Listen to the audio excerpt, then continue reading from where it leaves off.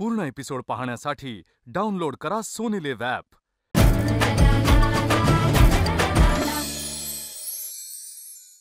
चमचमीत आणि झणझणीत रेसिपीजसह सुरुवात करूयात आजच्या भागाला। सांगा तर मग आज काय बनवूया। आज आपण पौष्टिक असे गव्हाचे लाडू कसे बनवायचे ते बघतोय।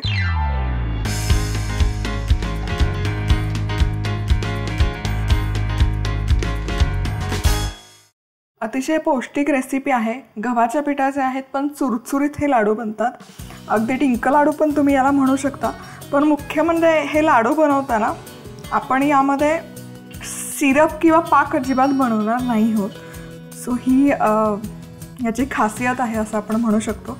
साजूक तूप घातले पाव कप म्हणजे 4 चमचे।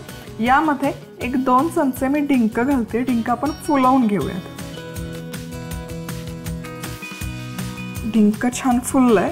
आता यामध्ये उरलेले जिन्नस घालूयात। पाव कप इथे वॉलनट्स मी घेतलेले आहेत, पाव कप बदाम, पाव कप काजू आणि अर्धा कप पोहे। आता हे सगळे जिन्नस एकत्र आपण परतून घेऊयात, फ्राय करायचे 3 ते 4 मिनिट। पोहे छान असे चुरचुरीत होईपर्यंत। आणि हे असं कंबाईन होतं डिंक, काही हरकत नाही कारण हे आपण नंतर सगळं एकत्र ब्लेंड करून घेणार आहोत। सो हे सगळे जिन्नस छान असे परतून घेऊयात। तर पोहे इथे हलकेसे चुरचुरीत व्हायला सुरुवात झाली की यामध्ये अर्धा कप किसलेलं सुकं खोबरं घालायचं आणि हेही छान परतून घ्यायचं एकत्र। आता हे सगळे जिन्नस छानपैकी असे भाजून झाले, गॅस बंद करायचा आणि एका डिशमध्ये आपण हे काढूयात। आता हे सगळे जिन्नस काढून झाले की याच पॅनमध्ये उरलेलं पाव कप साजूक तूप घालून घ्यायचं। आधी पाव कप वापरलं आणि आता हे नंतर पाव कप। यामध्ये 1 कप गव्हाचं पीठ घालूयात आणि अगदी मध्यम आचेवर हे गव्हाचं पीठ छान आपण भाजून घेऊयात। एक 10 ते 12 मिनिटं तरी भाजून घ्यायचं मध्यम आचेवर। पीठ करपलं नाही पाहिजे, छान असं हलकं झालं पाहिजे। आता हे गव्हाचं पीठ मस्त असं खमंग मी भाजून घेतलंय। एकसारखा असा सोनेरी रंग आलेला आहे आणि टेक्स्चरही याचं छान असं रवाळ झालं। आता यामध्ये हे जे जिन्नस आपण तळून घेतलेत आधी हे घालूयात। आता गव्हाच्या पिठाचे लाडू आहेत ते चुरचुरीत करण्यासाठी हे इतके सगळे जिन्नस घालायची गरज नाही आहे। तुम्ही फक्त पोहे मिक्सरला फिरवून घालू शकता, पण आपण हे पौष्टिक करतोय। सो सॉर्ट ऑफ हे डिंकाचे लाडू सारखंच करतोय, फक्त यामध्ये आपण कुठलाही पाक बनवत नाही आहे। आता हे छान असं एकत्र मिक्स करून झालं की यामध्ये वेलची पूड घालूयात, एक अर्धा चमचा। आणि हे वेलची पूड छान कंबाईन करून घेऊयात आणि हे मिश्रण हलकंसं आपण थंड करून घेऊया। आता मिश्रण हलकंसं थंड झालं की यामध्ये मी घालते मनुका, एक साधारण छोटी वाटीभर।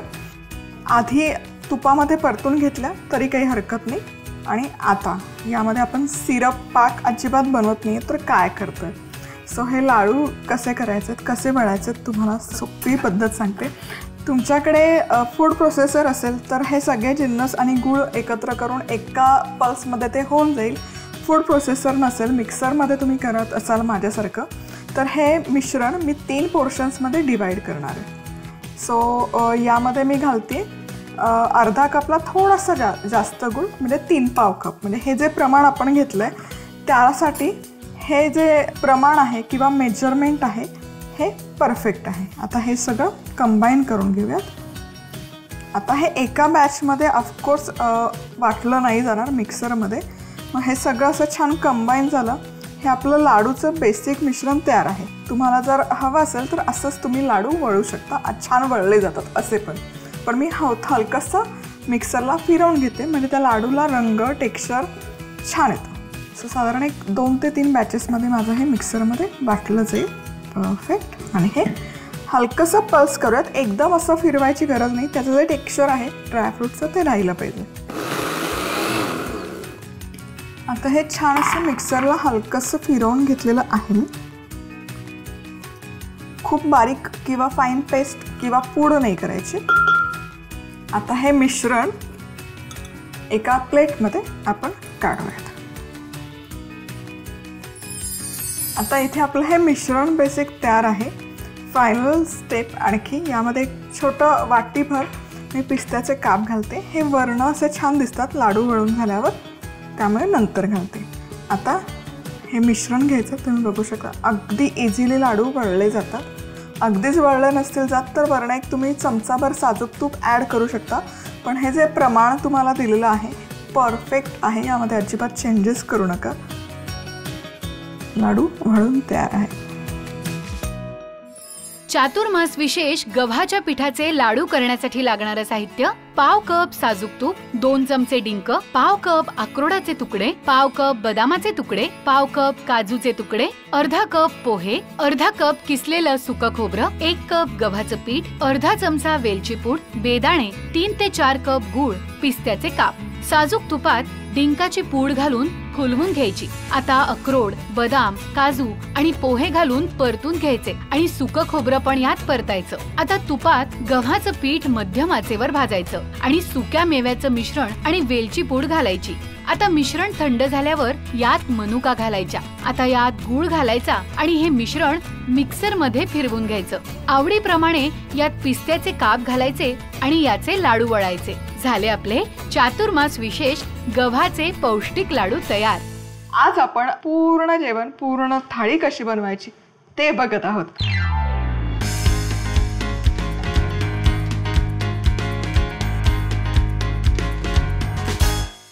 सगळ्यात आधी आपण फ्लॉर आणि मटारची मस्त अशी रसरशीत भाजी आणि आपण जे सणाचे किंवा नैवेद्याचे प्रकार बनवतो ना, हे कांदा लसूण विरहित आहेत. तर तेल गरम केलेलं आहे. यामध्ये घालूयात सगळ्यात आधी जिरं, कढीपत्ता आणि बारीक चिरलेलं टोमॅटो. आणि टोमॅटो एक साधारण 3 ते 4 मिनिटं हलकंसं परतून घेऊया. टोमॅटो छान परतत आले की इथे ना मी एक वाटण बनवून घेतलेलं आहे. वाटण बनवताना मी यामध्ये वापरलेलं सुकं किसलेलं खोबरं, शेंगदाणे, आल्याचे तुकडे आणि कोथिंबीर. आता हे वाटण यामध्ये घालूयात आणि हे सगळं एकत्र छान परतून घेऊयात 4 ते 5 मिनिट. आता तेल सुटेपर्यंत हे छान परतून झालेलं आहे. यामध्ये आपण घालतोय मसाले. संडे मसाला तो वापरला तरी चालेल. लाल तिखट मिक्स करूयात हे सगळं. आता यामध्ये मी घालते फ्लॉरचे तुकडे आणि पाणी.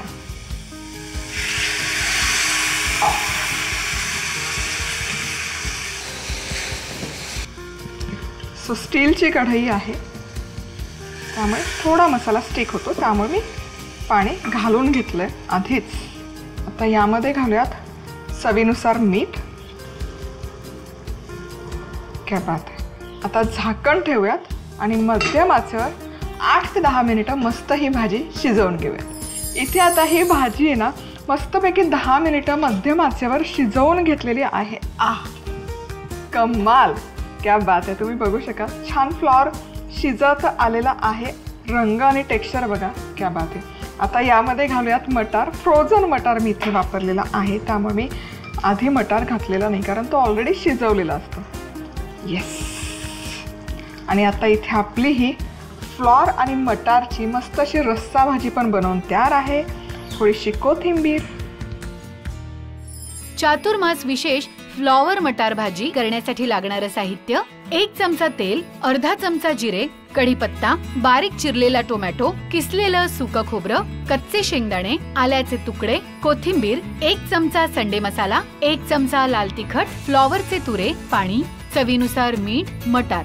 जिऱ्याच्या फोडणीत कढीपत्ता, टोमॅटो आणि खोबरं, शेंगदाणे, आलं आणि कोथिंबिरीचं तयार केलेलं वाटण यात घालायचं आणि परतायचं. आता संडे मसाला, तिखट, फ्लॉवरचे तुकडे आणि पाणी घालायचं आणि चवीनुसार मीठ घालून झाकण ठेवून मध्यम आचेवर ही भाजी शिजवायची आणि यात मटार आणि कोथिंबीर घालायची. झाली आपली चातुर्मास विशेष फ्लॉवर मटार भाजी तयार. आता बनवूयात शिमला मिर्च म्हणजेच ढोबळी मिरची आणि बटाट्याची सुकी भाजी जी फटकन बनवून तयार होते. अतिशय चवदार लागते. तेल गरम झालेलं आहे. जिरं घालूयात. जिरं मस्त फुललं की यामध्ये घालूयात 1 चमचाभर आलं. परतून घेऊयात आणि यामध्येच आता घालते ढोबळी मिरची. हे असे छान मोठे मोठे तुकडे करून घ्यायचे ढोबळी मिरचीचे आणि एक 4 ते 5 मिनिट परतून घेऊयात तेलावरच. आणि हे छान आहे ना अशी परतून झाली. तुम्ही बघू शकाल हलक्याशा सुरकुत्या पडलेल्या आहेत ढोबळी मिरचीच्या स्किनवर. आता यामध्ये मी घालते उकडलेला बटाटा. उकडलेल्या बटाट्याच्या फोडी आहेत या. सो हा बटाटा पण हलकासा मिक्स करूयात तेलावर. आणि आता यामध्ये घालूयात मसाले. मसाले आधी घालायचे नाही, मसाले नंतर वरण घालायचे. पूर्ण एपिसोड पाहण्यासाठी डाउनलोड करा सोनी लिव्ह ॲप.